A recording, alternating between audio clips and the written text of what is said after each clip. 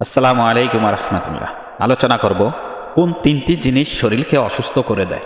মানুষের কোন তিনটি অভ্যেসের কারণে মানুষ কঠিন অসুস্থ হয়ে পড়ে, এ বিষয় নিয়ে আজকের আলোচনা। আশা করি আলোচনাটি শুনবেন। যদি ভালো লেগে থাকে তাহলে লাইক করবেন এবং শেয়ার করে অন্যকে দেখার সুযোগ করে দিবেন। যেই তিনটি জিনিস বা অভ্যেসের কারণে মানুষ অনেক অসুস্থ হয়ে পড়ে, অনেক কঠিন রোগে আক্রান্ত হয়ে পড়ে, তেমনই তিনটি বিষয়ের কথা বলা হয়েছে। যেমন 1, অতিরিক্ত কথা বলা। কারণে আমরা অনেক বেশি কথা বলে থাকি, এটা আমাদের জন্য অনেক ক্ষতিকারক। 2, অতিরিক্ত ঘুমানো।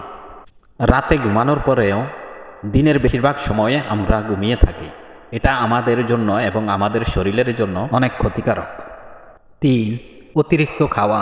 আমরা একটু ভালো খাবার পেলেই অনেক বেশি খাওয়ার চেষ্টা করি এবং কিছুক্ষণ পর পর খাওয়া দাওয়া করি, এতেও আমাদের শরীরের অনেক সমস্যা দেখা দেয়।